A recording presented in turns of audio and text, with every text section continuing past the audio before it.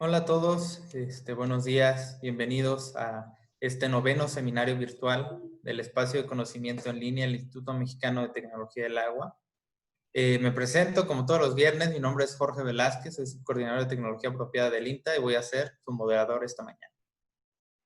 El tema que nos reúne el día de hoy es titulado La renaturalización de las aguas en Suiza, con nuestros ponentes invitados, el doctor Carlos Rodrigo Viz y el doctor Salvador Peña Jara.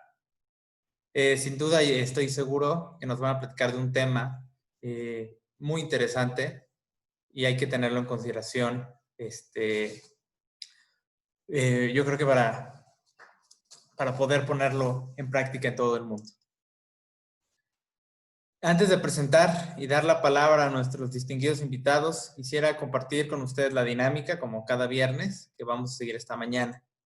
Como podrán darse cuenta, nuestros participantes aquí en la aplicación de Zoom, todos los micrófonos están silenciados y por razones de logística estos se van a quedar de esta manera. Por primera vez en estos seminarios virtuales vamos a darle también la bienvenida a nuestros asistentes por medio de la aplicación de Facebook Live. Esperemos que tengamos también gente por allá que nos esté viendo. Saludos a todos ustedes. Y también comentarles que también ya tenemos esta opción para la gente que prefiera seguirnos por Facebook Live. A partir de ahora, pues nuestros seminarios podrán encontrarse en esta aplicación. La forma de interacción del grupo y de lo que nos acontece el día de hoy va a ser por medio del chat del grupo de Zoom y por el chat de Facebook Live. El chat del grupo en Zoom se puede encontrar en la barra de abajo que les aparece el botón que dice chat.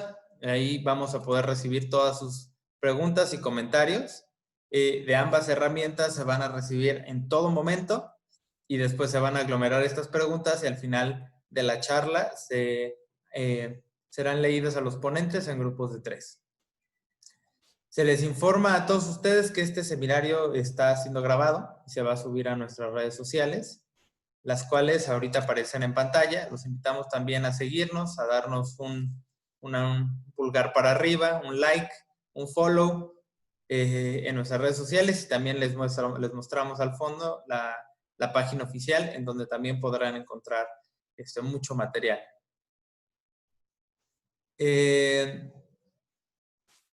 Antes de iniciar este noveno espacio del conocimiento, me gustaría dar la palabra a nuestro coordinador de hidrología del INTA, al doctor Agustín Breña Naranjo, para que nos dé una bienvenida y una pequeña presentación de nuestros ponentes.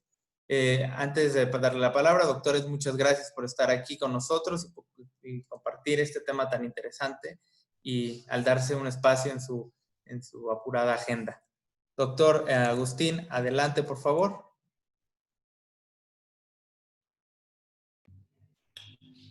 Hola, buenos días a todos. Bueno, el día de hoy tenemos a dos ponentes, por primera vez una plática compartida entre dos especialistas cuyo tema que expondrán el día de hoy tiene que ver con la restauración ecológica de los ríos y las aguas superficiales en Suiza.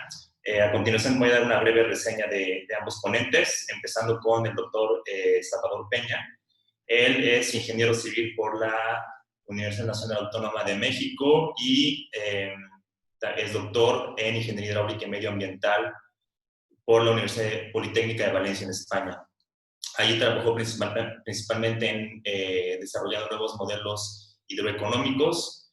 Posteriormente trabajó como investigador postdoctoral en la Universidad Politécnica Federal de Zúrich, en Suiza, en temas relacionados con la modelación integrada de procesos hidrológicos en el grupo de Wolfgang Kinzelbach. Él ya acumula una experiencia de más de 20 años en temas relacionados con la modelación hidrogeológica, la medición del monitoreo, la planeación y la gestión de los recursos hídricos. Y bueno, desde hace ya casi 4 años es director tecnológico de la empresa emergente Fotrac, que es una empresa que se dedica al desarrollo de nuevas tecnologías, metodologías basadas en imágenes para la medición de caudales en ríos y canales. Muchas gracias, Salvador, por aceptar esta invitación. Y nuestro segundo ponente es el doctor Carlos Viz. Él es suizo-mexicano. De hecho, creo que él es oriundo de Cuernavaca, es morelense de nacimiento. Carlos él es ingeniero ambiental por la Escuela Politécnica Federal de Lausanne y de Zúrich. Posteriormente hizo una maestría en especialización en ingeniería hidráulica y gestión de recursos hídricos. Antes de realizar su doctorado, trabajó en un par de años en una consultoría ambiental trabajando en temas en el sector acuático, ribereño y terrestre. Y bueno, posteriormente su doctorado lo realizó en procesos hidromorfológicos, principalmente en transporte de sedimentos en zonas montañosas, y allí él desarrolló y creo que patentó, si recuerdo bien, varios dispositivos electrónicos para medir la carga de fondo de manera indirecta con señales acústicas. Una vez que terminó su doctorado, Carlos trabajó en un par de años en la empresa operadora hidroeléctrica más grande de Suiza, el equivalente a CFE, en proyectos relacionados con transporte de sedimentos y en particular de carga de fondo. Y bueno, ya más recientemente, desde hace ya 2 años, Carlos es el jefe de proyecto de la plataforma o del proyecto de rehabilitación ecológica de la energía hidroeléctrica en la iniciativa BASA Agenda 21. Y los temas en los que él trabaja básicamente son el régimen de la carga de fondo, el hydropicking y la migración de los peces. Y bueno, como jefe de proyecto, Carlos ha estado encargado de crear una red de expertos en conjunto con las autoridades federales y cuyo objetivo es implementar nuevas medidas que reduzcan el impacto ambiental de las centrales hidroeléctricas en los próximos 10 años, ¿no? A mediano plazo, ¿no? Entonces, bueno, tenemos 2 grandes ponentes el día de hoy, y con esto pues les cedo la palabra para que pues nos aprendamos algo de su experiencia y sus trabajos. Muchas gracias. Gracias, doctor. Pues adelante, doctores, no los hacemos esperar más. Bienvenidos. Perfecto, muchísimas gracias por la presentación, Agustín, y muchas gracias, Jorge, y a todo el equipo del IMTA por haber organizado toda esta serie de seminarios que están muy interesantes. He podido seguir algunos. Déjenme compartirles mi presentación.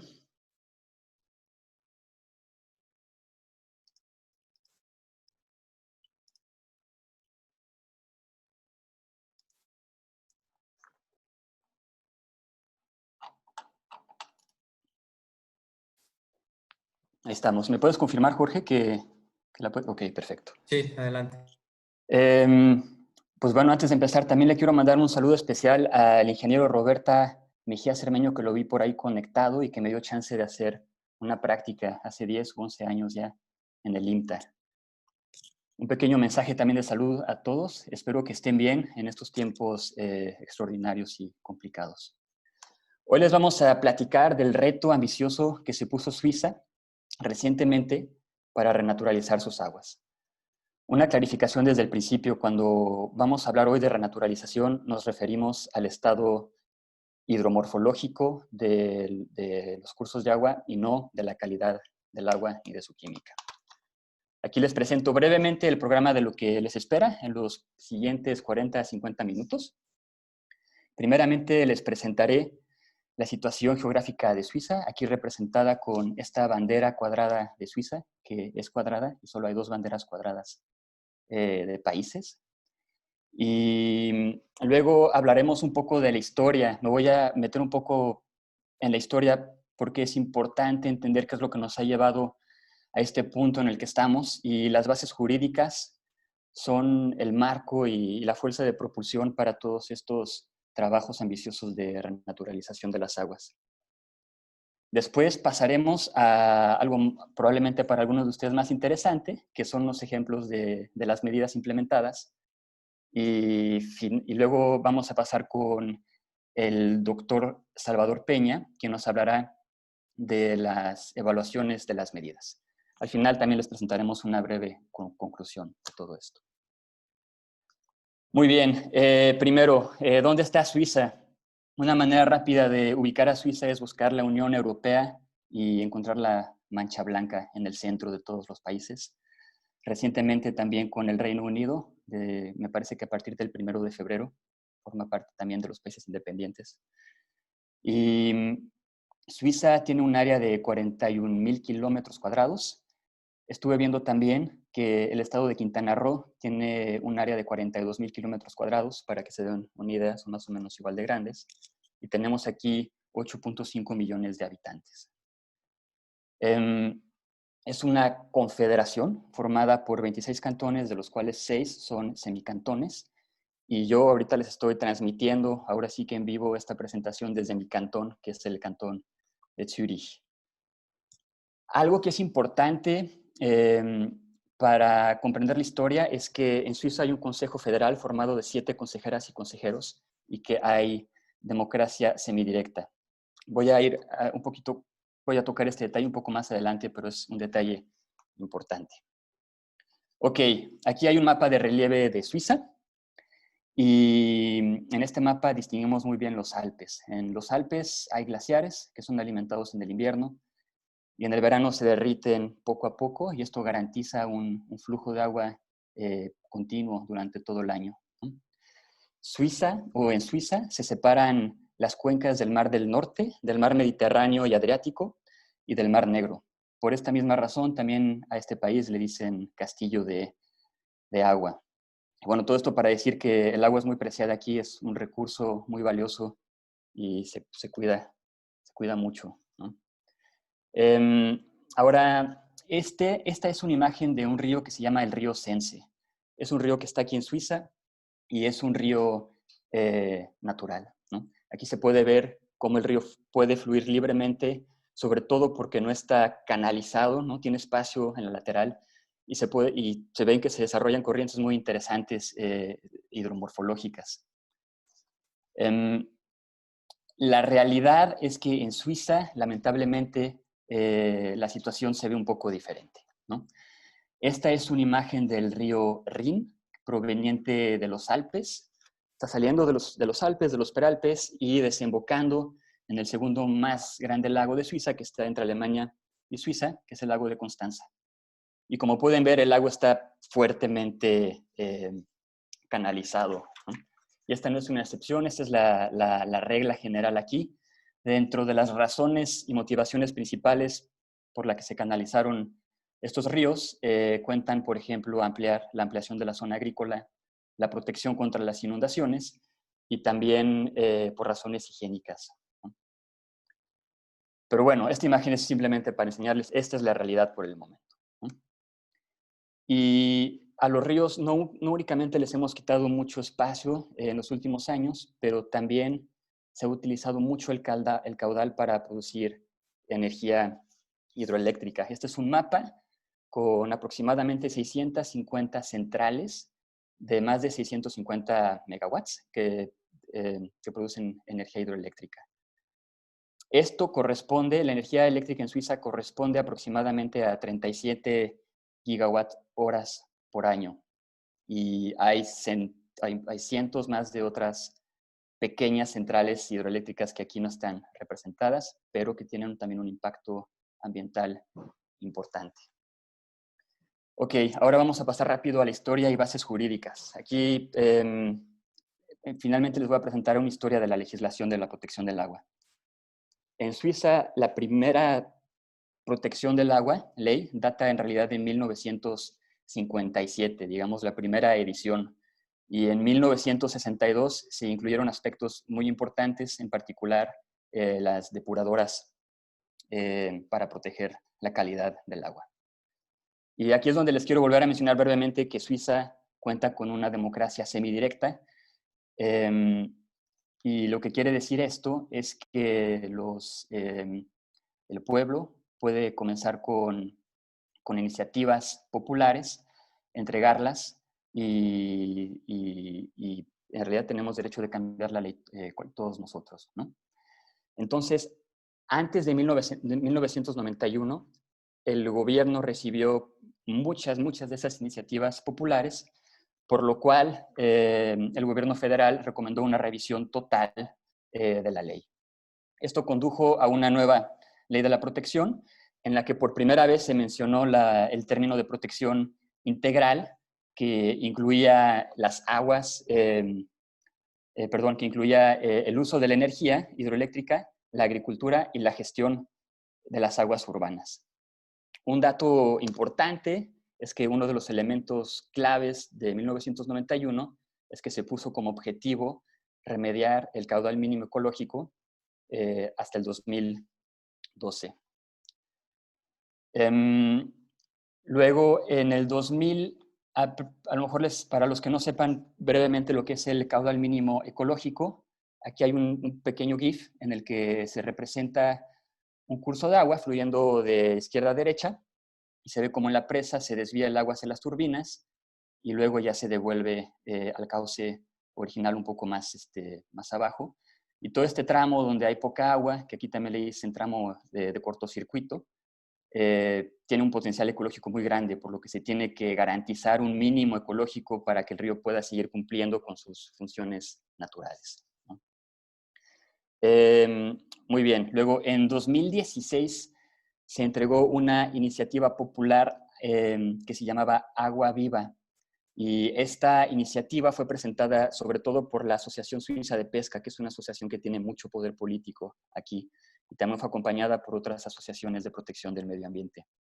El objetivo era revitalizar, darles espacio a los ríos y eliminar los efectos negativos de las centrales hidroeléctricas y por fin pedir que se termine con la remediación de los caudales mínimos ecológicos. La iniciativa que se entregó era muy ambiciosa, por lo que el gobierno propuso o dio una contrapropuesta un poco más real, y esta contrapropuesta fue aceptada y los ajustes se hicieron en el 2009. Y por fin la nueva ley entró en vigor en el 2011. Y aquí es importante notar que esta nueva ley menciona el término renaturalización, y la renaturalización engloba en realidad tres elementos, que son el espacio reservado a las aguas, las revitalizaciones y la rehabilitación ecológica de la energía hidroeléctrica. Perfecto. Entonces, ahorita les voy a dar un poquito más de detalles de estos tres elementos. Pero primero, otra vez quiero mencionar algo del caudal ecológico. Se propuso efectivamente de remediarlo hasta el 2012 y esta es una historia que ha tenido éxito, sobre todo con las nuevas concesiones, porque los operadores de las centrales no tienen mucho margen de juego, ¿no? Si quieren la concesión, pues tienen un poco que escuchar a las autoridades, ¿no? Pero con las concesiones que siguen en curso, no se han podido remediar como se esperaban, ¿no? Incluso, bueno, esto es el estado del 2016, pero entonces aún un cuarto de las remediaciones seguían abiertas. Bueno, para llevar a cabo esta remediación del caudal mínimo ecológico, no hubo financiación de ninguna manera, no hubo ninguna subvención y los operadores tenían que hacerse cargo de los costos de estas remediaciones. Ahora, muy bien, la rehabilitación de la energía hidroeléctrica. Esta consta de tres elementos que son la migración de los peces, el régimen de carga de fondo y el hidropicking. La migración de los peces es básicamente asegurar que los peces puedan migrar libremente de río abajo a río arriba y también de regreso río abajo. El régimen de la carga de fondo nos referimos al material un poco grueso que arrastra los ríos, para los cuales sobre todo son las centrales hidroeléctricas que ponen ahí un obstáculo, ¿no? Les quitan continuidad. Y el hydropicking son estas fluctuaciones artificiales del caudal importantes en un pequeño lapso de tiempo. De todo esto les voy a dar unos ejemplos más tarde. Ahora, lo que es interesante es que en esta nueva ley del 2012 se propone, en el contexto de la rehabilitación de la energía hidroeléctrica, financiar el 100% de todas las medidas, ¿no? Y aquí estoy hablando desde el estudio de variantes hasta la implementación y todo, ¿no? Todas las juntas, autoridades, todo se subvenciona, ¿no? Y para encontrar dinero para llevar a cabo estos trabajos, encontraron un sistema que es un tipo de impuesto, ¿no? Cobran 0.1 centavos de francos por kilowatt-hora, que por cierto los francos suizos tienen el valor aproximado el mismo que el dólar. Y yo cuando prendo la luz igual me cobran ese impuesto, y si se junta en toda la población de Suiza, se suman 50 millones de francos al año, ¿no? Considerando que esta ley empezó, o la obligación de rehabilitar estas centrales empezó en el 2011 y termina en el 2030, se juntan en estos 20 años lo que serían 1.000 millones de francos para llevar a cabo estos trabajos, ¿no? Perfecto. Ahora pasamos al espacio reservado a las aguas.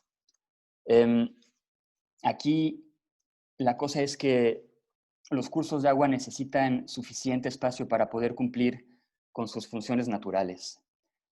El espacio atribuido también sirve para protegerse contra las inundaciones y para otros tipos de usos, incluyendo los recreacionales, ¿no?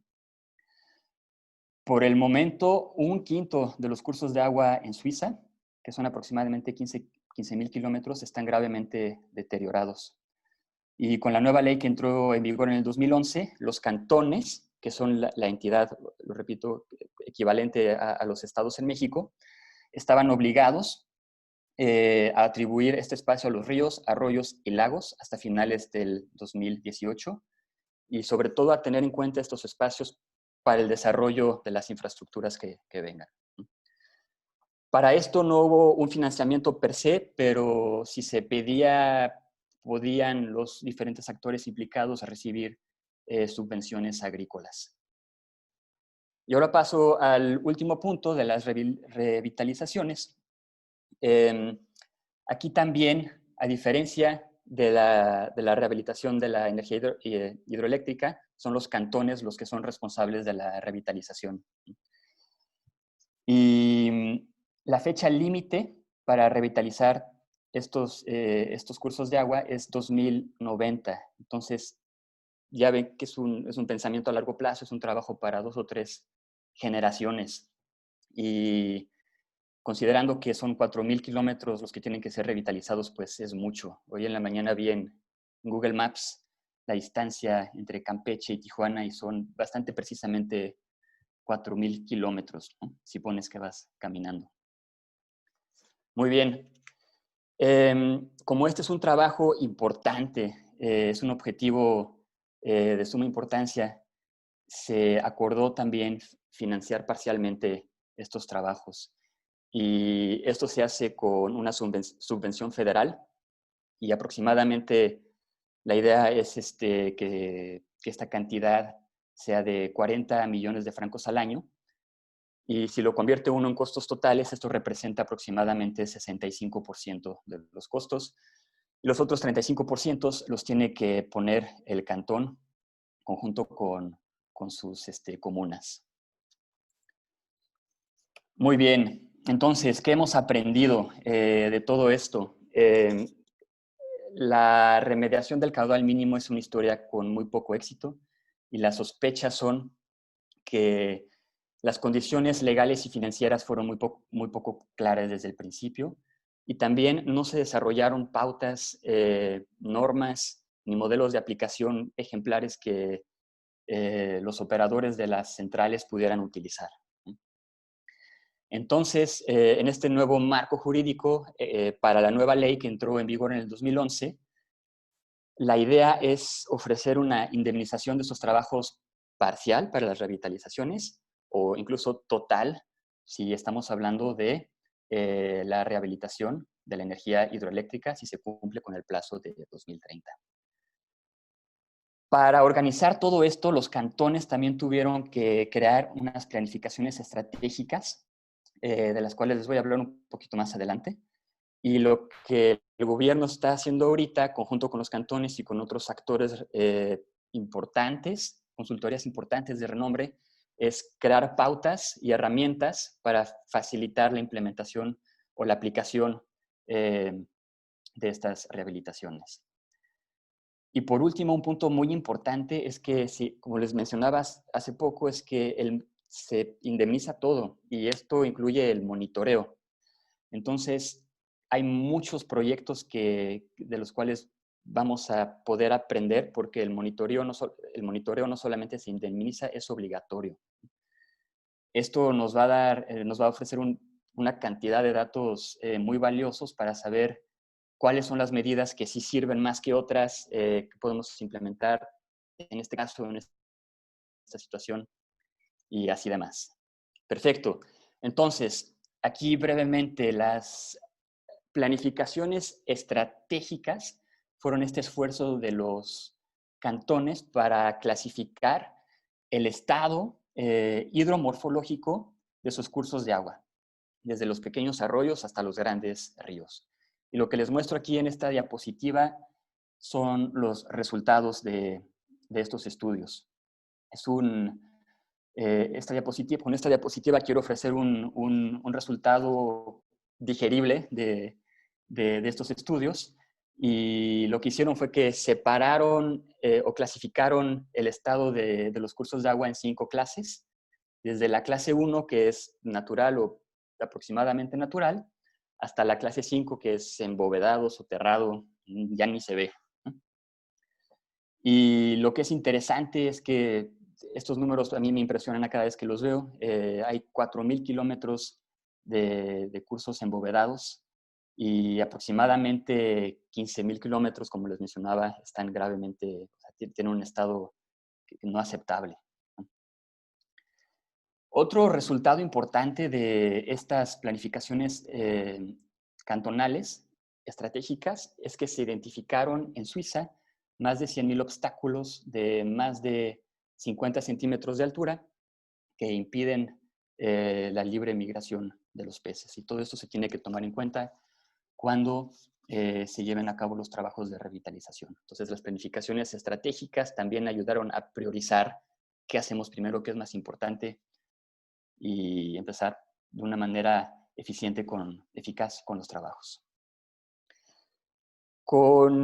Este es otro resultado de las planificaciones estratégicas, y lo que hizo la Confederación es que todos los resultados los puso en una carta interactiva para las consultorías, y en esta carta se encuentran todos los puntos que fueron examinados y también se le atribuye a la clase con el color que vimos hace rato. Es una herramienta muy útil. Y del lado derecho es una gráfica que está en alemán, pero aquí lo que vemos es el número de cursos de agua estructuralmente pobres en el color rojo y el número de cursos de agua que cuentan con una estructura buena, suficiente. Y con esta imagen lo que quería ilustrar es que de cantón a cantón la situación varía bastante. Muy bien, ahora paso a los resultados de las planificaciones estratégicas en cuanto a la rehabilitación ecológica de la energía hidroeléctrica. Lo que ven en este mapa arriba a la izquierda es un mapa de todos los obstáculos pertenecientes a las operadoras hidroeléctricas que bloquean la migración de los peces, ya sea río arriba y río abajo. Si el círculo se ve completo, espero que puedan ver que son 2 semicírculos juntos. Y si está blanco de una mitad, esto indica simplemente que los peces no pueden migrar o no pueden ascender. Y si está blanco el otro lado, es que no pueden descender. Entonces, esto es nada más para enseñarles que toda Suiza está repleta de estos obstáculos. Aquí lo que les enseño es ahora los resultados en cuanto al hydropeaking, que son estas fluctuaciones artificiales repentinas que imponen un problema para la ecología. Y lo que podemos ver aquí es que la situación más afectada es la situación del sur, de los Alpes o de los prealpes, y esto es obviamente porque ahí se prestan este tipo de centrales hidroeléctricas que pueden aprovechar este desnivel para producir energía en base a la demanda. Y finalmente, aquí tengo también un mapa que muestra los obstáculos que impiden el transporte de la carga de fondo, de río arriba, de río arriba a río abajo. En resumen, se identificó que aproximadamente 1000 obstáculos impiden la migración de los peces, de los cuales 667 el ascenso y 724 el descenso.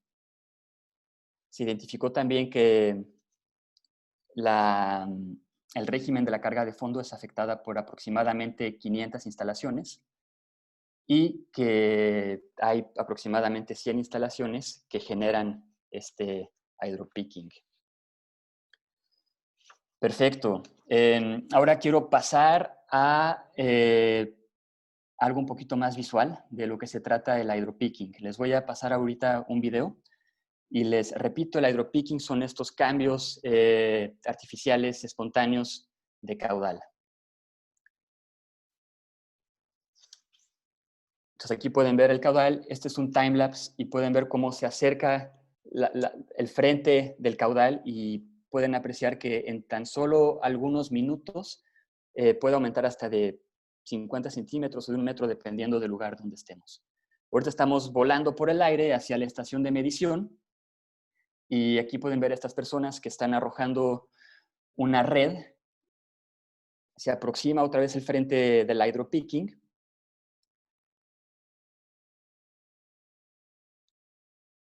Me parece que ahí termina este video, pero con esta red lo que quieren hacer estos científicos es atrapar a los macroinvertebrados, ¿no? Los macroinvertebrados son estos pequeños insectos que las primeras fases de su vida las viven por debajo del agua y lo que pasa con el hydropicking es que los empuja para atrás y deteriora pues este espacio o este hábitat para ellos. Cabe también mencionar aquí que no solamente es el frente el que causa problemas, también cuando el precio de la electricidad baja después de las horas altas, las operadoras apagan las turbinas y eso hace que el caudal descienda rápidamente y esto nos lleva a varamientos de peces que a veces pueden ser considerables. Voy a pasar a la próxima diapositiva. Ok. El gobierno suizo propone 2 tipos de soluciones para disminuir el impacto del hydropicking. El primer tipo son las medidas operacionales y el segundo tipo son las medidas constructivas. Las medidas operacionales consisten básicamente en, si es técnicamente posible, en iniciar más lentamente la turbina, generar un poco más por etapas electricidad. Y el problema con este tipo de medidas es que no se logra tapar rápidamente la demanda, entonces genera pérdidas financieras que pueden ser importantes. Por esta misma razón, se priorizan las medidas constructivas y eso es lo que estamos viendo aquí. Esta es una central también en los Alpes suizos. La casita que ven aquí, si pueden ver mi cursor, es en donde están las turbinas. Y luego el agua turbinada se regresaba directamente al cauce principal. Y lo que hicieron fue construir algo que me imagino que uno le diría embalse de retención. Y el objetivo es de amortiguar o atenuar estas fluctuaciones rápidas provenientes de las turbinas y luego regresarlas un poquito más amablemente de regreso al río. Entonces aquí finalmente lo que se hace es tamponar estas fluctuaciones repentinas. En la foto de la derecha lo que pueden ver es la construcción ya terminada de esta medida. Esto es para el hydropicking. Ahora paso a solamente les voy a enseñar 2 medidas que tienen que ver con el régimen de la carga de fondo.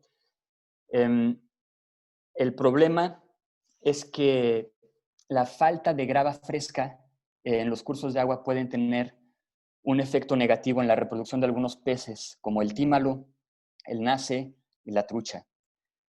Y no solamente los peces que desovan en la grava se ven afectados o dependen de esta grava fresca, pero también larvas e insectos dependen de una grava no colmatada. E incluso las aves también pueden aprovechar espacios que se forman con la grava, como la formación de bancos, para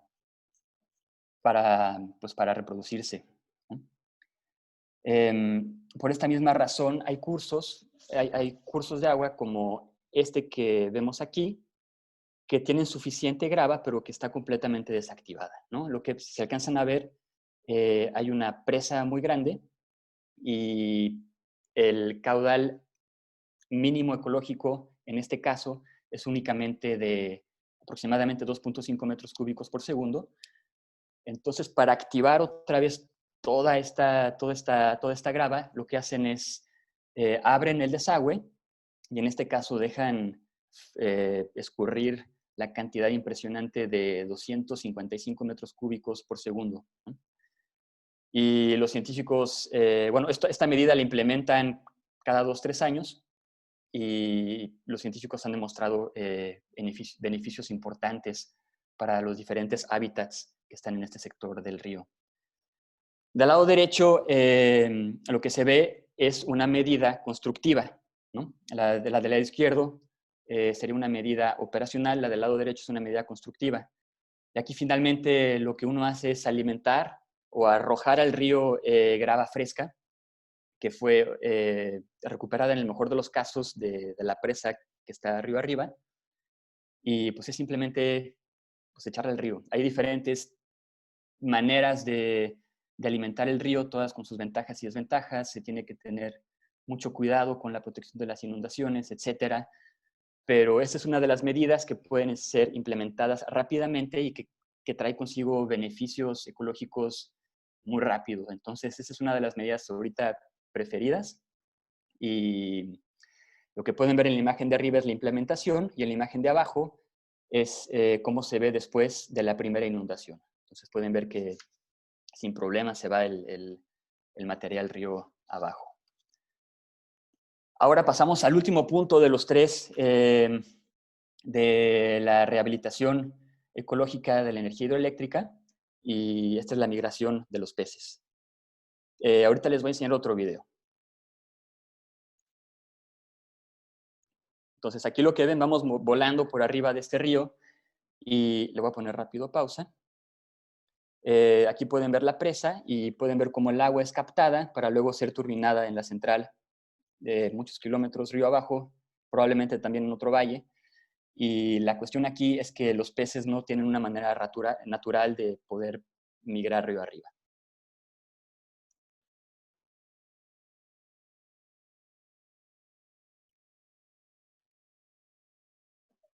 Aquí lo que pueden ver es una trucha. Esta es una trucha de río, le dicen acá. Y es del animal clásico por excelencia que se encuentra en estos ríos alpinos. Aquí le pongo rápido pausa también porque quiero llamarle su atención a este jet de agua que está saliendo por ahí. Los peces siempre siguen la corriente más fuerte en un río, ¿no?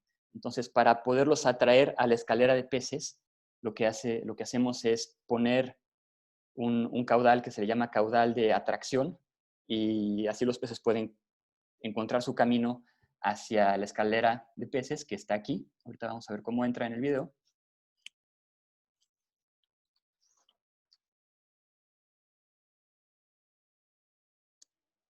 Y pues como siguen la corriente más fuerte, aquí los peces, sin preguntarse mucho, se meten en este compartimiento y cada X horas este compartimiento se cierra y lo que están viendo aquí es efectivamente un elevador para peces, ¿no?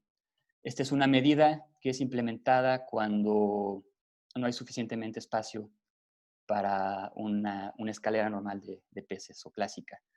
Una vez arriba, los peces pues pasan por ese tobogán, ¿no? Y son regresados al embalse para que puedan seguir su migración río arriba. Ok, esto es en cuanto a la migración río arriba, y ahorita les quiero platicar un poco de la migración río abajo. La situación es que los peces, voy a poner rápido pausa al video, la migración río arriba está resuelta, más o menos. Hay soluciones estándares, es algo que se ha estado estudiando desde hace muchos años y hay tipos de construcción que se saben que funcionan bien. El problema en realidad es con la migración río abajo, sobre todo, que tenemos aquí. También cuando migran río abajo los peces, lo hacen siguiendo las corrientes más fuertes y esto es muy desafortunado porque la mayoría pasan por las turbinas. Entonces, para evitar esto, perdón, me adelanté. Para evitar esto, lo que se hace es que las medidas con las que estamos experimentando ahorita es construir una reja en diagonal. También se les llaman barreras físicas, porque para el pez es físicamente imposible pasar así a las turbinas. Entonces, siguen a la deriva, por lo que sería un bypass. Esta es una imagen en el laboratorio en el que se comprobó que los peces sí siguen el bypass, que luego los regresa de manera intacta río abajo. Muy bien. Entonces, aquí, antes de terminar, lo que ven arriba a la izquierda es un plano de la misma situación. Pueden ver cómo los peces, siempre con la cabeza río arriba, migran hacia abajo, pasan por el bypass y los regresan río abajo. Aquí del lado derecha es simplemente un conteo de peces para ver si sí funciona esta medida. Y con esta imagen de abajo a la izquierda, nada más les quería mencionar que ahorita les mencioné una barrera física, pero también están siendo estudiadas las barreras que les llaman de comportamiento y que son más bien de tipo de ultrasonido, de burbujas de aire o incluso de electrificación de las rejas para ahuyentar a los peces y de esta manera evitar que haya muchas pérdidas para la central hidroeléctrica con la diferencia de agua, pero que también los peces sean dirigidos efectivamente hacia el bypass. Muy bien, muchas gracias por haberme escuchado hasta este punto. Ahora le voy a dar la palabra al doctor Salvador Peña, quien les hablará de la evaluación de las medidas. Déjame pasarte el control, Salvador. Bueno, también muchas gracias por la invitación. Y mi parte de la presentación se basa un poco en cómo estamos monitoreando las medidas o algunas opciones de cómo se puede hacer esta monitorización de las medidas. Carlos mencionó, por ejemplo, que para el caudal ecológico, las primeras reglas que se pusieron tuvieron poco éxito. Una de las cosas que fue que no había normas claras. Y tampoco no hay normas claras porque no es muy claro, por ejemplo, lo que sea, los peces siguen la velocidad de flujo, se van nadando por donde el agua fluye más rápido, pero las normas exactamente cuál es la velocidad de flujo que necesita no están del todo claras. El hydropeaking, qué tan rápido está cambiando el nivel del agua, no se sabe muy bien cuál es la velocidad, qué tan rápido se puede cambiar el agua sin que los peces se queden atrapados. Aunque hay ciertas reglas, esto, bueno, como se mencionó, no estaban del todo claro, ¿no? Entonces, por un lado, se tienen que definir estos parámetros para poderlos seguir. Y por otro lado, está el monitoreo, ¿no? También Carlos mencionó que es obligatorio, que se están dando soporte del gobierno económicamente para hacer el monitoreo. Pero todos estos procesos son algo complejos, ¿no? Todo lo que queríamos enseñar aquí es un poco unas tecnologías alternativas para medir, por un lado, por ejemplo, caudales, niveles en los ríos y velocidades de flujo, que son unos de los parámetros que influyen en los aspectos que Carlos mencionó anteriormente. En la empresa en la que yo trabajo, hemos desarrollado algunas metodologías basadas en imágenes para hacer este tipo de mediciones.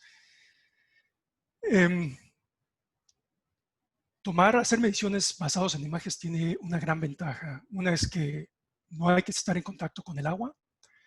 La segunda es que lo único que necesito es una cámara que esté tomando videos del río o del cauce. Y luego, bueno, se tienen que procesar esos videos. Pero la cámara, mientras tenga visión esté viendo toda la parte del río y de la parte que se interesa, es puede estar posicionada en cualquier parte. Puede estar, como se ve aquí, en un dron, puede estar en una cámara fija, montada en un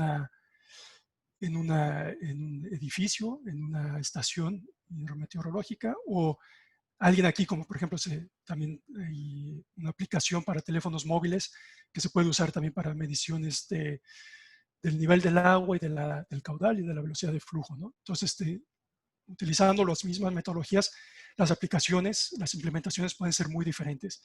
Entonces, esto da mucha flexibilidad a este tipo de metodologías.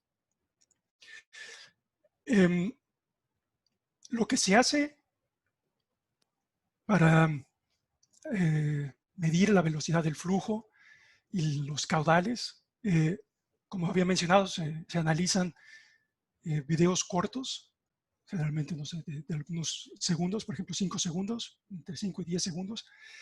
En la parte superior derecha vemos un video que se tomó desde un dron, después de que se estabilizó un poco la imagen, ¿no? Porque los drones también se están moviendo un poco, y podemos ver que se ven estructuras moviéndose en el agua.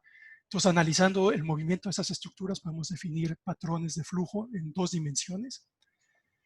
Y como había mencionado antes, ¿no? Este tipo de cosas procesos son algo complejos. En el lado, en la diapositiva, en el lado izquierdo, en la parte inferior, muestro 2 imágenes que son unos capturas del video que anteriormente presentó Carlos en un caso del hydropicking, ¿no? En el nivel bajo del agua y uno en el nivel que apenas está subiendo, no está alcanzando el nivel máximo. Y podemos ver que el área que cubre el agua es muy diferente. Si pusiéramos algún sensor de otro tipo, podría ser que no estuviéramos midiendo en el área correcta. Y mientras tengamos una cámara viendo, podemos ver toda el área. Entonces, eso también da muchas ventajas. Voy a presentar, bueno, este también es un caso de una cámara. Muestro el video. Para procesarlo también necesitamos transformar los píxeles en metros. Entonces, para eso, con ciertas referencias del tamaño de lo que estamos viendo, se puede sacar los vectores de velocidad, y como había mencionado anteriormente, se puede calcular el caudal. Voy a presentar 3 casos en los que se ha usado esta tecnología en los temas que Carlos mencionó anteriormente. El primero es, que me pareció bastante interesante porque hay un grupo en el WWF que se llama Riverwatch, que son gente interesada en que se mantengan los caudales ecológicos, son voluntarios, no están relacionados con el gobierno, pero quieren saber y están preocupados porque esos caudales mínimos se mantengan. Entonces, el WWF utilizaron esta aplicación en teléfono móvil. Entonces, la ventaja es que cualquier usuario que tenga instalada esa aplicación puede ir a los sitios de interés, tomar mediciones y pueden estar haciendo un control, ¿no? Con este mismo, en esas estaciones, bueno, son lugares que se están marcados. Entonces, cualquier persona puede ir y tomar un video y hacer una medición y reportarla, decir en ese momento si se estaba cumpliendo o no con los caudales mínimos. Aunque en este caso no es realmente el caudal mínimo, realmente lo que estaban interesados es simplemente saber en el tirante, en el río, que se cumpliera. La otra es bueno, que es lo mismo, es una de las primeras pláticas que tuvimos con las personas que querían usar esto y que son miembros de este grupo. Se les explicó y para que ellos pudieran hacer las operaciones, las mediciones. El segundo caso es un poco más relacionado con la definición de las normas, en particular con el hydropicking. Una de las preguntas es, ¿qué tan rápido se puede cambiar el nivel del agua sin que los peces se queden estancados? Y esto, aquí en esa tabla se menciona, ya tiene ciertos parámetros de a qué velocidad se puede cambiar el nivel del agua cuando está en las 2 direcciones, ¿no? Hacia abajo o hacia arriba. Pero para definir esto, de alguna forma se tiene que saber, tener alguna referencia, ¿no? Entonces, por ejemplo, aquí analizamos unos videos de un experimento que también realizó una compañía hidroeléctrica, en el que en el lado izquierdo se puede ver una malla donde había 89 peces. Se hace la variación del nivel del agua y al final contaron cuántos se quedaron atrapados. Y trataron de relacionar eso, la velocidad, cuántos se quedaron atrapados, con la velocidad del flujo, ¿no? Y como se puede ver en la imagen del lado derecho, esos son los vectores de velocidad en 2 dimensiones, ¿no? No nomás es cómo va fluyendo, es el tirante del agua es muy poco. Todas las rocas que hay en el fondo influyen mucho en la dirección del flujo. Entonces es importante tener una visión de cómo es el flujo en 2 dimensiones. Y este tipo de cosas ayudan a poder definir a qué velocidad se pueden hacer los cambios de niveles en el río. El tercer caso viene cuando se vuelven el otro caso de quitar los canales y hacer otra vez volver al estado natural o lo más aproximado a un estado natural de los ríos. Esta es una información que estaba en un río, en el Tour, que más bien está relacionado con todos estos obstáculos, ¿no? Que Carlos mencionaba que hay 100,000 en todo Suiza. Y aquí, bueno, lo que se intentaba hacer es que tengan paso libre los peces. Pero también es importante mencionar que hay hay mucha variedad de peces y cada uno tiene sus requerimientos. Entonces, el tercer mediciones de flujo que hicimos fue relacionada con traer los cauces a su estado natural. Entonces, evaluar cómo era antes, cómo era después, cómo han cambiado esas velocidades de flujo. Cada pez tiene diferentes necesidades en las velocidades de flujo y si se están cumpliendo con la renaturalización. Entonces, por ejemplo, mediciones de lo que mencionaba, ¿no? Estos son videos que se han tomado, bueno, los resultados del procesamiento de videos que se tomaron con dron. Y no nada más es una visión en un punto, ¿no? Podemos sobrevolar todo un tramo del río. Y como se puede ver aquí, se pueden definir muy claramente todos los patrones de velocidad y las variaciones entre velocidades de flujo. Con esto se puede ver si se cumple con los requerimientos que necesitan, los requerimientos medioambientales que necesitan todas estas especies. Y el último caso es el de, el penúltimo caso es las escaleras. Carlos en el último video mencionó un elevador, pero la otra opción es que tienen escaleras, que esto es simplemente un canal que tiene mucha pendiente en los que los peces pueden nadar aguas arriba para ir aguas arriba del embalse. Como también Carlos mencionó, los peces generalmente siguen donde está les gusta cierta velocidad, ¿no? Generalmente son velocidades fuertes. Y una de las cosas que se ha visto que han tenido cierto éxito, pero no se sabe exactamente cuántos peces lo están usando, no lo usan. Y la única forma de saber es contarlos, ver por dónde están usando las escaleras. Y para esto se ha tratado también de usar cámaras para hacer seguimiento de los peces, ¿no? Se trata de localizar y seguir por dónde se van moviendo los peces y tratar de identificar qué parámetros son importantes para que usen esas escaleras. Y curiosamente se ha visto que no nada más depende de la velocidad, pero también de la luz. Y otros grupos de investigación han visto que también hasta han intentado con sonido. Ponen bocinas tratando de reproducir burbujas y todo para ver que es lo más eficiente, ¿no? Eficaz para que los peces puedan usar esas escaleras.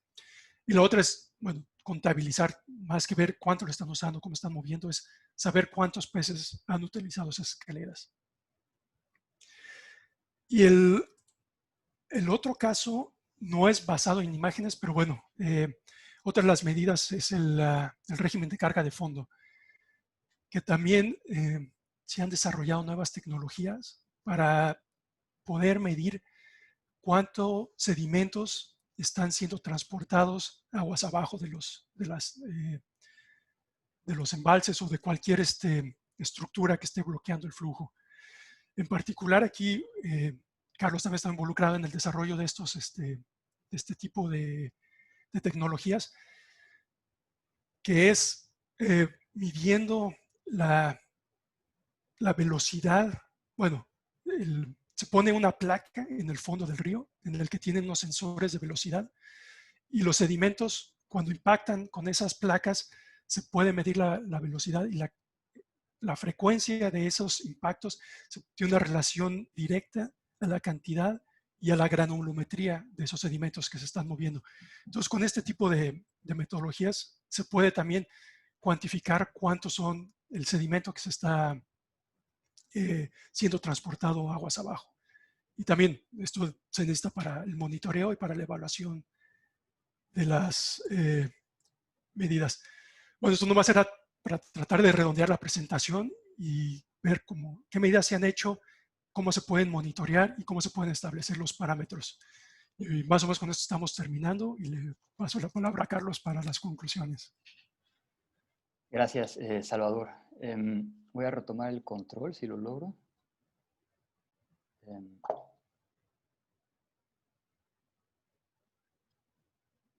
Listo. funciona. Pues en realidad, aquí ya estamos en la última diapositiva. Con esta, nada más les quería dar lo que una conclusión general. Estos trabajos de renaturalización de las aguas son ambiciosos y por el momento no existe una solución para todos los problemas que se nos presentan. Para poder abordar las preguntas abiertas, una de las tareas que hacemos en Base Agenda 21 es la creación de una red de expertos nacionales e internacionales para integrar los hallazgos de la ciencia y también de la práctica de manera eficiente en los trabajos de renaturalización. Y por último, y sobre todo en Suiza, porque los cantones cuentan con un alto grado de independencia y también porque se hablan 4 idiomas oficiales diferentes, apoyar continuamente el intercambio de los conocimientos adquiridos entre los actores activos ha mostrado ser clave para el éxito de la renaturalización de las aguas suizas. Y finalmente, lo importante es que estamos conscientes de que estamos aprendiendo, estamos haciendo errores, pero pues hay una cierta libertad, una gestión adaptativa está permitida en estos proyectos de renaturalización. Con esto ahora sí ya terminamos y muchas gracias por su atención.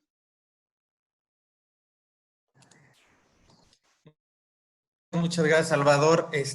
Una que ha generado muchísimas preguntas y comentarios.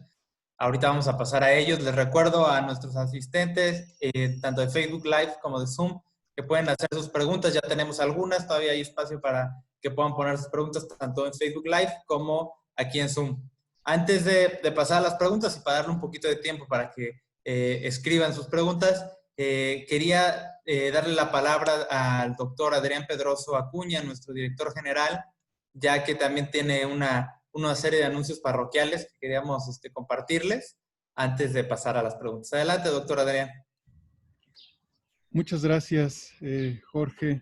Muchas gracias a Carlos y a Salvador por una presentación magnífica, muy clara, muy completa sobre la necesidad de reconectar a la ingeniería con el medio ambiente.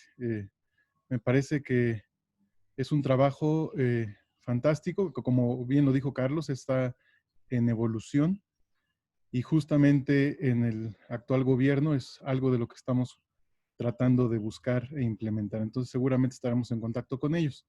Agradecerles mucho su presencia a ellos dos para compartir esta experiencia y desde luego a todos nuestros asistentes por estar este día con nosotros. Yo quiero tomar un minuto brevemente para invitarlos porque quiero hacer el anuncio oficial. Más tarde estaremos haciendo ya un anuncio a través de nuestras redes sociales. Como ven, tanto Carlos como Salvador son mexicanos excepcionales. O sea, son mexicanos con una gran capacidad que estuvieron formados en México, que salieron a seguir formándose al extranjero y que por pues, cuestiones de la vida siguen trabajando allá, pero como ven, con mucha preocupación de venir y reconectarse con su país, lo cual hay que celebrar. Entonces yo creo que también no son los únicos mexicanos que están en esta condición. Y también hay que decir, hay muchos jóvenes mexicanos haciendo su doctorado en diversas instituciones de nuestro país que pueden y que deben ser escuchados. Entonces, pensando en esto justamente, el IMTA, en conjunto con otras instituciones de educación superior y de centros públicos de investigación, pero nosotros hemos tomado, digamos, el liderazgo y la batuta para organizar algo que hemos denominado la diáspora hídrica. Y lo que queremos va a ser un seminario virtual de una semana en el mes de agosto, en el que vamos a invitar a todos los mexicanos que estén en su segundo año de doctorado o para arriba, o que estén haciendo postdoctorados, o que estén trabajando en empresas de consultoría con una antigüedad de no más de 2 años.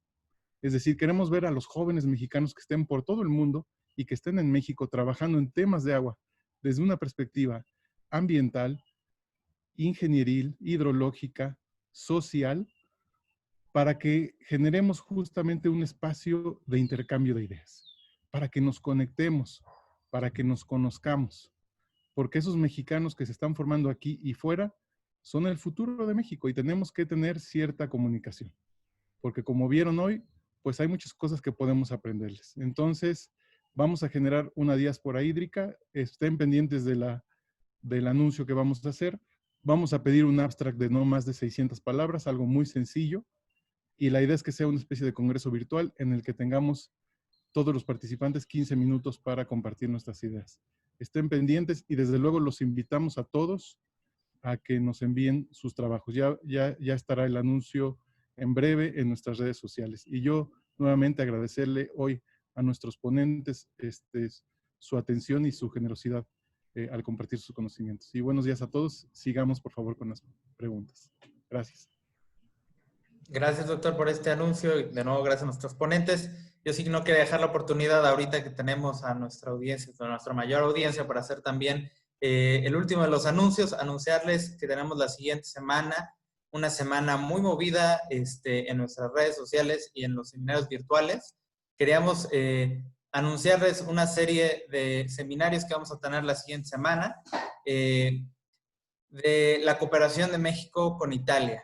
Tenemos en junio 15 el seminario de la humedad del suelo, una variable clave para predicciones hidrológicas, inundaciones, aludes y sequías, por Luca Broca, del Instituto de Investigación para la Protección Geohidrológica del Consejo Nacional de Investigación de Italia. Ahí en la página atl.org.mx está el link de registro. Tenemos el 17 de junio, igual de Italia, a Cristian Massari, con el tema el valor agregado de las observaciones satelitares para la modelación y el monitoreo de inundaciones y sequías, perspectivas y cuestiones sin resolver. Y tenemos el 18 de junio, también de Italia, a Angélica Tarpanelli, en la estimación de caudales en ríos con observación multisatelital. Estos son nuestros 3 seminarios de la siguiente semana en este ámbito de cooperación México-Italia. Y claro, tenemos nuestro ya conocido seminario de los viernes, el seminario en línea del Espacio del Conocimiento IMTA, el número 10º, a la maestra en ciencias Jacqueline Fortín de la Universidad de Stanford, con el tema de Deep Learning para asistir en la predicción de incendios forestales. Los esperamos también en nuestras sesiones ahora de los martes, de los seminarios de soluciones basadas en la naturaleza, en la sesión 2 del 23 de junio, de las áreas naturales protegidas como soluciones para la residencia hídrica, y el 30 de junio, el espacio público como infraestructura hídrica. Como ven, tenemos una semana muy movida en temas tecnológicos en nuestros seminarios en línea. Vamos a pasar ahora sí a las preguntas. Les dejo aquí las redes sociales. Pasamos a las preguntas.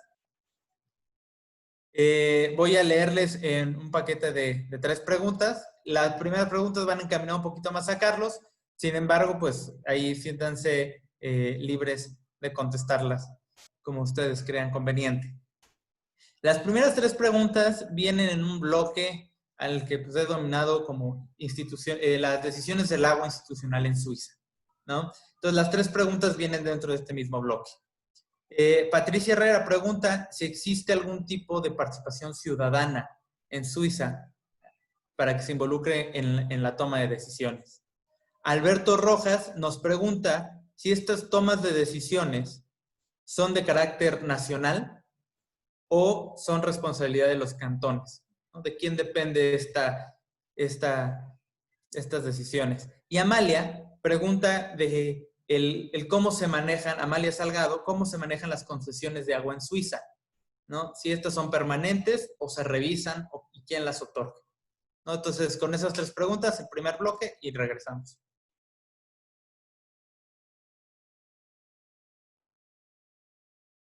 Salvador, si estás de acuerdo, voy a empezar con la última pregunta de las concesiones. Aquí una concesión dura típicamente 80 años y por lo general se queda siempre el mismo operador, ¿no? Si por alguna razón el operador no cumple con algunas normas, el cantón tiene el derecho de reapropiarse de esa instalación y de retomar el cantón mismo la operación de la central hidroeléctrica. En cuanto el otro punto que me parece muy interesante que lo mencionas, es que aquí había efectivamente concesiones de duración ilimitada hasta el año pasado.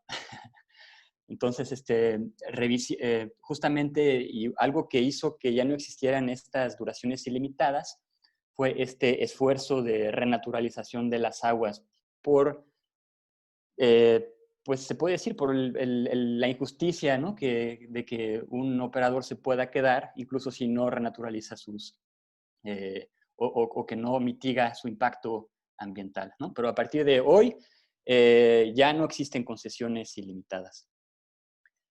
En cuanto, voy a saltar a la primera pregunta, la participación ciudadana, y Salvador a lo mejor me puede completar después, hay efectivamente muchas asociaciones, como la Asociación de los Pescadores en Suiza, que cualquier persona puede ser parte de la asociación, y son entidades no gubernamentales que tienen mucho poder decisivo. Es impresionante. Entonces, hay este tipo de organizaciones, efectivamente. En cuanto a la participación ciudadana, también está esta, finalmente, democracia semidirecta, que fue la que inició todo este ejercicio. Fueron los ciudadanos mismos que se juntaron y dijeron, no, pues aquí no nos gusta cómo se ven los ríos, vamos a escribir una iniciativa y la vamos a entregar al gobierno a ver qué nos dicen. La única regla es que se tienen que juntar, espero que no me equivoque, 100,000 firmas para que se pueda entregar esta iniciativa al gobierno para que la tomen en cuenta para las próximas adaptaciones en lo que sería la ley de la protección de agua. Nada más también parece que esto de la participación ciudadana es muy importante con lo que mencionas, ¿no? De la democracia semidirecta, porque, bueno, una vez que se juntan supuestamente, si los ciudadanos quieren, se juntan esas firmas, se pasa luego a una votación, se hace una votación legal, y si finalmente las votaciones se deciden, ¿no? Supuestamente el pueblo al final tiene la palabra. Aquí hay votaciones una vez al mes o algo así. Entonces, todo este tipo de iniciativas se pasan y se votan. Uh-huh. Muy bien, y me lanzo todavía a la segunda pregunta de las decisiones, si se hacen a nivel nacional o a nivel cantonal. Efectivamente, la ley está estructurada en diferentes niveles y hay una ley federal a los que todos tienen que obedecer, se puede decir así, y ahí está escrita esta renaturalización de las aguas. Lo que sí es que cada cantón es responsable de cómo quiere llevar a cabo sus trabajos. Hay normas, hay ejemplos de aplicación, hay consejos de cómo hacer estas cosas, pero finalmente, aunque sea una ley federal, los ríos le pertenecen generalmente a los cantones. Ellos son los los que a ellos les pertenece, ¿no? Es su problema, o más bien en este caso, como lo queremos ver, es más bien la cosa buena que tiene, ¿no? Esta gran oportunidad. Y nada más otro detalle es también como las subvenciones de esto vienen de la federación, entonces, aunque los cantones sean responsables de la implementación, la confederación sí puede un poquito pues, ajustar algunos tornillos para decirles, ok, entonces sí te voy a indemnizar estos trabajos. Muchas gracias por sus respuestas, doctores. Vamos a pasar al segundo bloque, que intenté conjuntar esta idea que muchos de nuestros asistentes pues, tienen curiosidad y creo que es lo más natural, ¿no? El de cómo implementar algo parecido en México, ¿no? Es algo natural que nos preguntemos, tanto como mexicanos, viendo estas experiencias en Suiza. Entonces me atreví a juntar estas preguntas, a las cuales voy a dar lectura en este subtema, ¿no? De cómo, como se dice comúnmente, tropicalizar, ¿no? Estas acciones en nuestro país. No me encanta eso, pero bueno, así se dice, ¿no? Tenemos de María Antonieta, ¿no? Pregunta que en términos de conservación y biodiversidad, ¿cómo convencer desde grupos interdisciplinarios para incluirse en los diseños en México? Y adicionando a su pregunta, pregunta cómo se impulsa, quién lo hace y quién lo paga allá en Suiza, ¿no? O sea, todo esto, ¿quién es el que da la lana? De Manu, el usuario Manu, dice, ¿cuál crees que sería el obstáculo más grande para implementar estrategias similares en México? Generando energía, respetando al medio ambiente y enfocando a la población. Y por último, la tercera pregunta del usuario Andrea Álvarez pregunta, ¿cuáles consideran que serían los estudios básicos que en México ayudarían a empezar a encaminarnos a una visión similar a la de Suiza? Adelante. Carlos.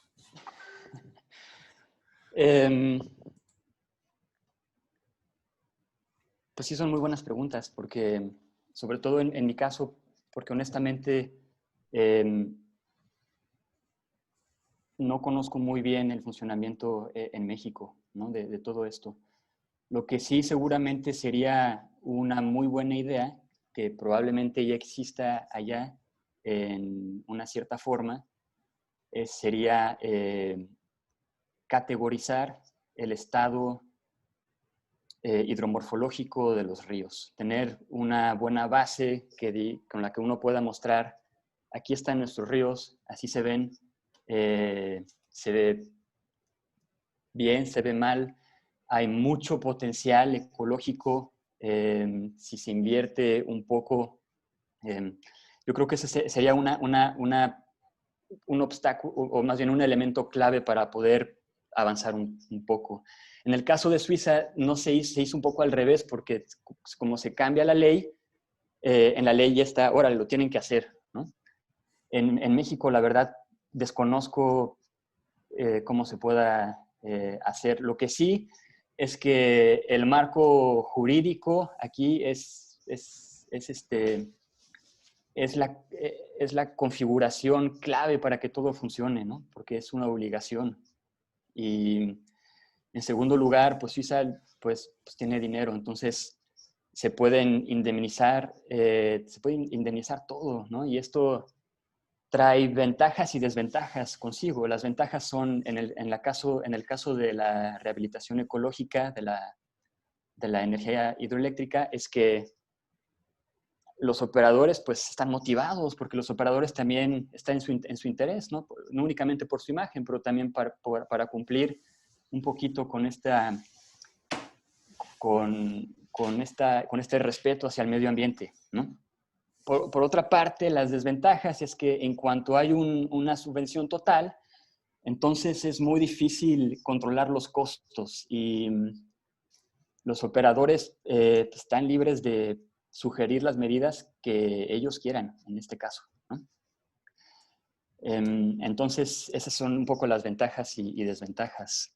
En cuanto a las revitalizaciones, desde mi punto de vista, funciona. aquí también porque están los medios financieros para llevarlas a cabo, ¿no?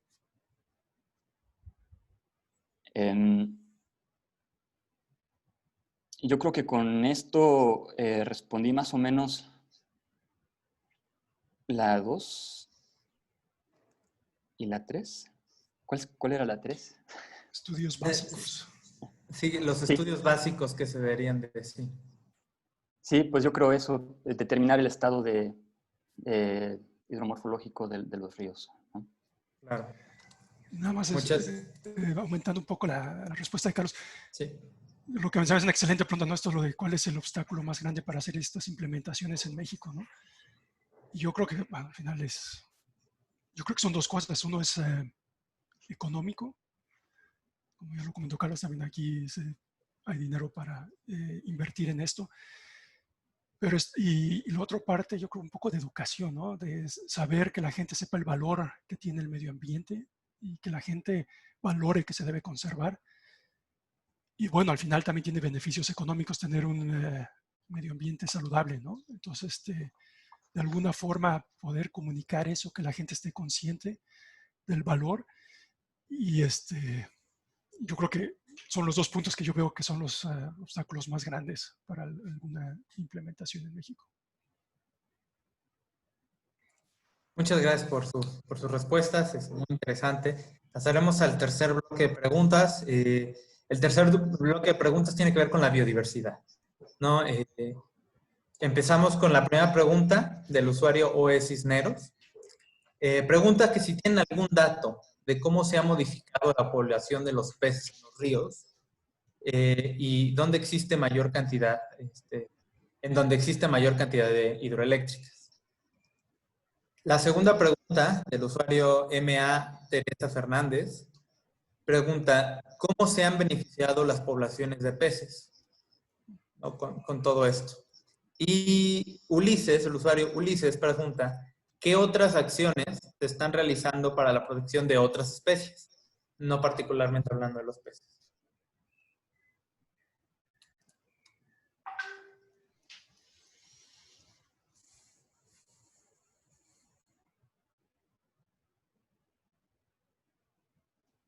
Listo.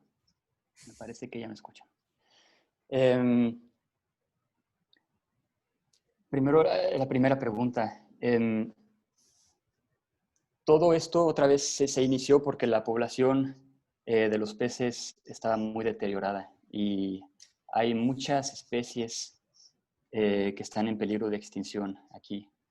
Y una especie un poco clásica es el salmón, ¿no?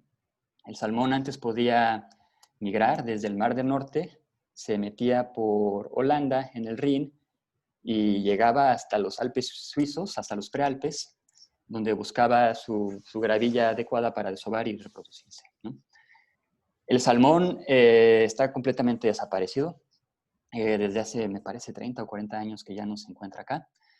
Y todas estas escaleras de peces que se están construyendo, la dimensión que se les está dando es desde ahorita para en el futuro que ese tipo de pez pueda llegar acá, que pueda seguir su camino hasta el final de su camino.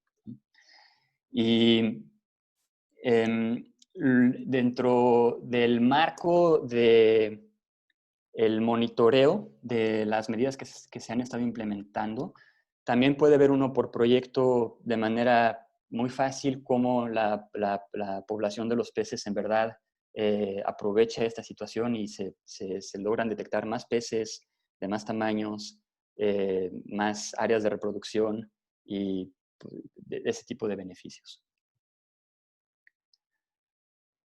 En cuanto a las otras acciones que se están implementando, de la que me viene ahorita rápido a la mente son unas medidas que se llaman medidas in-stream, o sea, medidas que se implementan en el caudal, ¿no? Y la razón es que muchas veces es difícil proteger dos hábitats distintos al mismo tiempo. En este caso, por ejemplo, el hábitat de los peces o de los macroinvertebrados. Para proteger, por ejemplo, a un pez de un frente de hydropicking, lo que también se están construyendo acá son unas cosas que les llaman hotel para peces, pero finalmente es nada más un descanso lateral en el que los peces pueden descansar hasta que pase el frente del hydropicking. Y al mismo tiempo, esta medida suele ser mala para los macroinvertebrados, porque justamente en estas áreas de reposo, los sedimentos finos tienden a depositarse, afectando entonces el oxigenamiento que necesitan todos estos insectos acuáticos, ¿no? Ese es el primer ejemplo en el que pude pensar. Y si no, también las revitalizaciones en general son beneficiosas para muchos otros tipos de insectos porque garantizas una conectividad no solamente longitudinal para los peces, pero también lateral para otros tipos de animales que puedan interactuar con el río, cosa que no se puede hacer si tienes un caudal canalizado.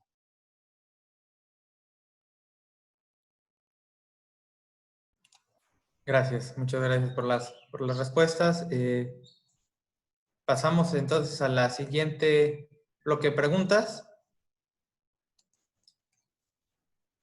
Tenemos del usuario HP Final 5, nos pregunta, ¿qué tipo de mantenimiento se le da al cauce del río para evitar el régimen de carga de fondo? ¿Y qué se hace con los materiales obtenidos de estas actividades? El usuario OS Cisneros, pregunta si la existencia de tantas hidroeléctricas ha tenido beneficio para los suizos. ¿No? Pregunta como ejemplo, ¿cuánto pagan del servicio de energía eléctrica? Y del usuario Norma Ramírez, pregunta, ¿cuáles son las acciones que directamente han realizado los cantones en todas estas, en todos estos que nos presentan y qué proceso se siguió para capacitarlos?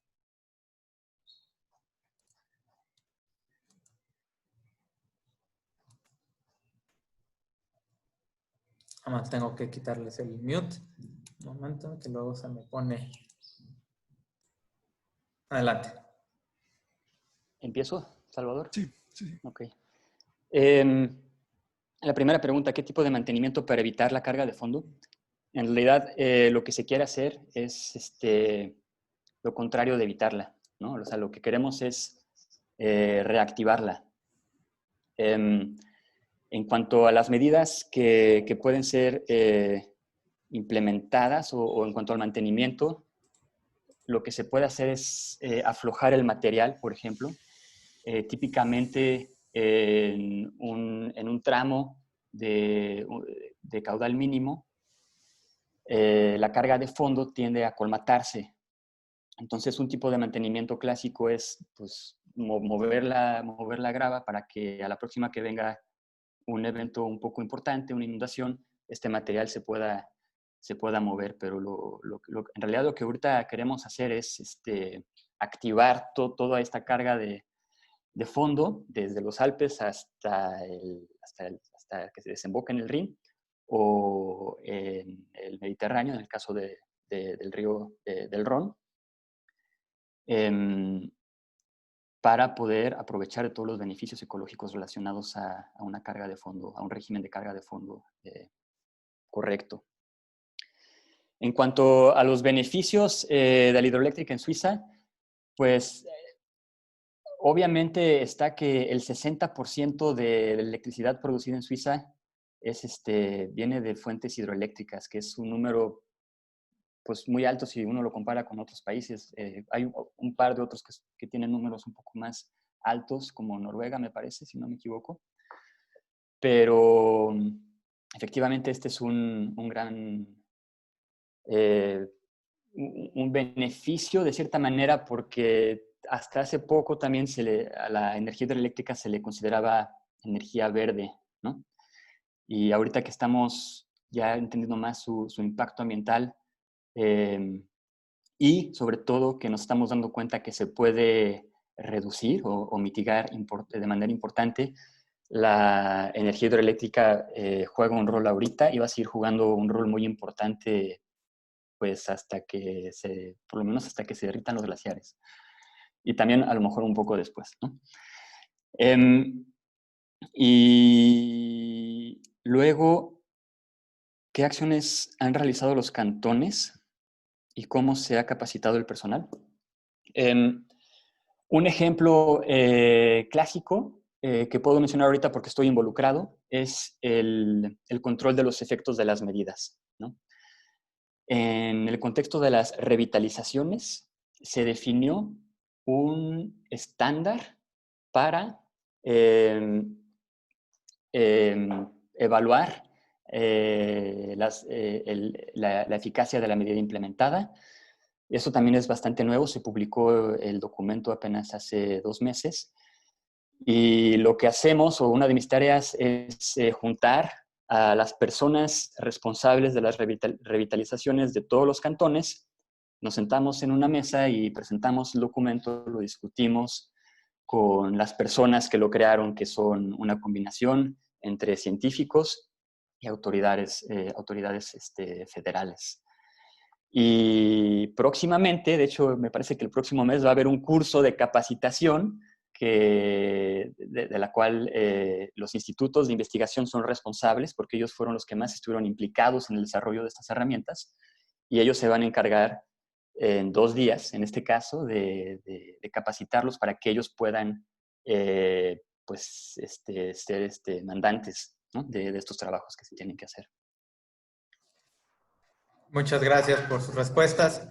Vamos a pasar ya ahora sí a la última al último conjunto de preguntas, ya que no queremos dejar a un lado a los que nos ven también en Facebook Live. Entonces también tenemos de los que nos ven por allá. Y bueno, este último bloque es a dónde vamos, ¿no? Y que sigue un poquito a una pregunta obligada al cambio climático, ¿no? El cambio climático y más justamente cuando nos comentan cómo dependen todos estos sistemas ecológicos e hidrológicos de los glaciares, ¿no? Entonces, Alan Hernández de Facebook nos pregunta cómo creen que la función de los glaciares de los últimos años en los Alpes puede afectar todo el proyecto que han desarrollado. Y en el mismo sentido, Sergio Salinas pregunta qué experiencias tienen en la incorporación de variables sensibles al cambio climático en esta renaturalización de las aguas en Suiza. Puedo dejarlas con esas 2 preguntas y de ahí ahorita nos vamos a comentarios finales. Muchas gracias. Ok, voy a empezar por la segunda. Efectivamente, bueno, las dos están muy conectadas, las dos preguntas. Efectivamente, se espera que en los próximos 100 años se derritan la mayor parte de los glaciares en Suiza. Y esto va a tener obviamente un impacto en el régimen hidrológico considerable. Por el momento, ahorita que estamos en la parte de calentamiento, se está generando más electricidad hidroeléctrica en verano que antes, simplemente porque se están derritiendo a una tasa más rápida los glaciares por el momento, ¿no? Sin embargo, también hay estudios que muestran que aunque este sea el caso, en realidad nunca se va a quedar sin agua Suiza. Y esto también, siendo Suiza uno de los países que más van a estar impactados, por lo menos en cuanto a las temperaturas relacionadas al cambio climático. Y en cuanto a las variables sensibles, la que me viene ahorita rápido en mente es la turbosidad, ¿se dice?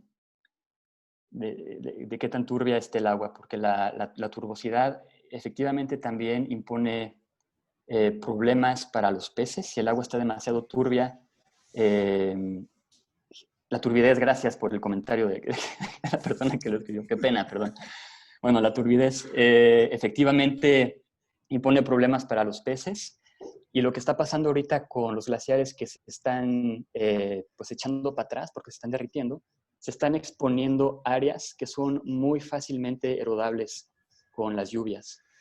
Entonces está aumentando la turbidez en los ríos de manera importante, y esto va a ser seguramente un parámetro muy sensible que se va a tener que considerar en el futuro.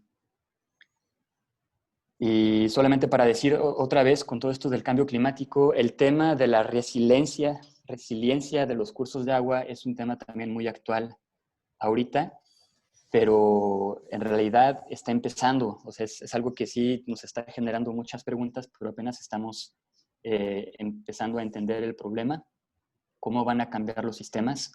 Y el objetivo en realidad va a ser contestar la pregunta, ¿cómo podemos hacer nuestros cursos de aguas más resilientes al cambio climático? Muchas gracias, Carlos. Muchas gracias, Salvador, por esta excelente plática y también por todas sus respuestas. Yo les mando un aplauso virtual por aquí, por la Zoom. Bueno, por todo, por su tiempo, por su conocimiento.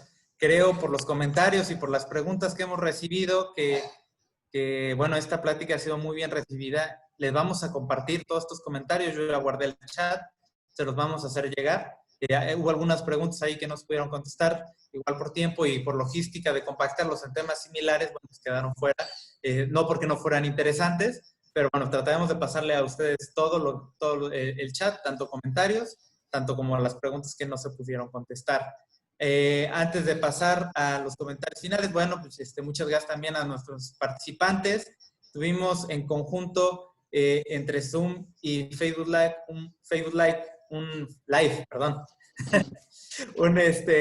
un aglomerado aproximado de unos 120 a 130 participantes, que es un muy buen número.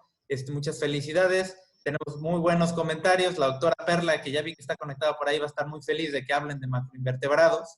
Entonces, bueno, ahora sí le voy a dejar la palabra al subcoordinador de hidrología superficial, al maestro Julio Soriano, para los comentarios finales. Y no se vaya, porque después de sus comentarios viene de nuevo los anuncios parroquiales, y no se lo pierdan. Muchísimas gracias, Jorge. Y en primer lugar, muchísimas felicidades y gracias al doctor Carlos Bis y al doctor Salvador Peña por realizar una excelente presentación en torno al tema de renaturalización de las aguas en Suiza.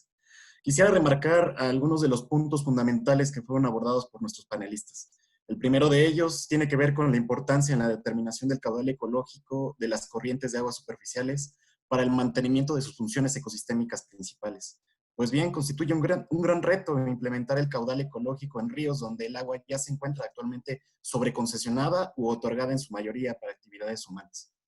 La consideración de los componentes de la rehabilitación de la energía eléctrica a través de pequeñas o minicentrales hidroeléctricas, a través del estudio de la mitigación de los peces, de la migración de los peces y el régimen de la carga de fondo y las variaciones del aeropicking. La conservación, rehabilitación y el respeto por el espacio reservado para los cuerpos de agua, a efecto de que estos puedan cumplir con sus funciones básicas y mitigar los efectos del cambio climático. Ante un futuro con una mayor población invadiendo espacios naturales y alcanzando niveles de consumo insostenibles, es necesario que en un momento tan crucial como el que nos encontramos atravesando, nos tomemos un momento para reflexionar y cambiar los hábitos comunes en torno al uso de los recursos hídricos.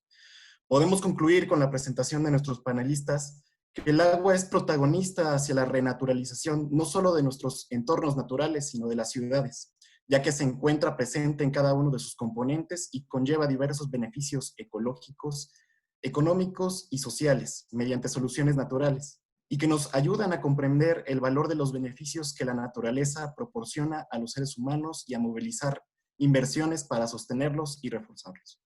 En este sentido, el número 11 de los Objetivos de Desarrollo Sostenible impulsados por la Organización de las Naciones Unidas se centra precisamente en eso, conseguir ciudades y comunidades más sostenibles. Se necesita mejorar la planificación y gestión de los recursos hídricos para que se generen entornos más inclusivos, seguros, resilientes y sostenibles. Además, se hace énfasis en que los trabajos como el presentado por nuestros panelistas ofrecen oportunidades factibles para mejorar la salud y calidad de vida de las poblaciones habitantes en cuencas hidrológicas. Finalmente, quiero agradecer a cada una de las personas que nos acompañaron de manera virtual en este seminario. Como bien lo mencionó Jorge, alcanzamos poco más de 120 asistentes, tanto en Zoom como en Facebook Live. por lo que se pone de manifiesto la importancia que tiene la generación de estos espacios de difusión del conocimiento, y a todos ellos, muchas gracias. Te devuelvo el micrófono, Jorge. Adelante. Gracias, Julio. Antes de pasar a los anuncios parroquiales y robarme la pantalla, me gustaría a los que puedan y fuera posible, pudieran prender sus cámaras para tomarnos una foto y poderlos poner en nuestras redes sociales de este seminario. Yo ahorita les cuento a las 3 sonreímos todos para que todos salgamos al mismo tiempo sonriendo, ¿no?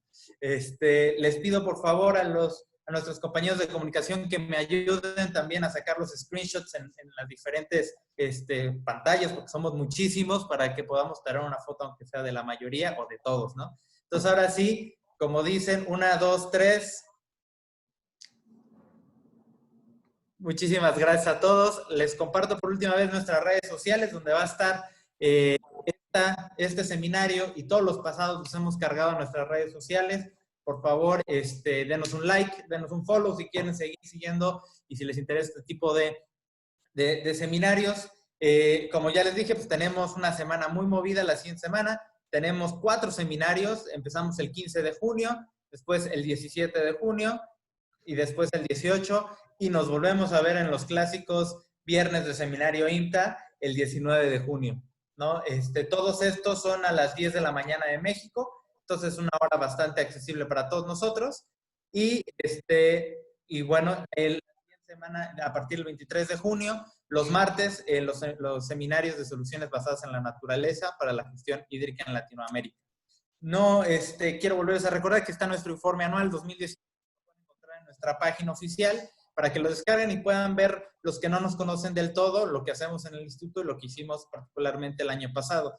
Y si quieren conocernos mejor, pues los invitamos a leer nuestra revista y nuestra Gaceta Interna del Acueducto. En su quinta época número 2 está disponible. Ya casi estamos preparando para el siguiente periodo el siguiente número, donde va a venir las respuestas de los cruciaguas. Entonces, apúrense a hacerlos antes de tiempo. Y también los invitamos a que nos visiten en nuestro blog de perspectivas en la página oficial del Gobierno de México, en donde todos los lunes ponemos institucionalmente un escrito hablando de temas diversos, y en particular esta semana vimos la eutroficación de cuerpos de agua, un síntoma antropogénico que requiere atención. No, pues les volvemos a recordar nuestras redes sociales. Muchas gracias por acompañarnos. Les recordamos seguir las indicaciones de salud en donde se encuentren. Tuvimos también, quiero aclarar, invitados de muchas partes del mundo y muchas partes de México. Sigan en casa, síganse cuidando. A las personas que están en México, sigan, por favor, atendiendo las recomendaciones de la Secretaría de Salud. Quédense en casa, cuídense y nos vemos el siguiente viernes en el siguiente seminario en línea del IMTA.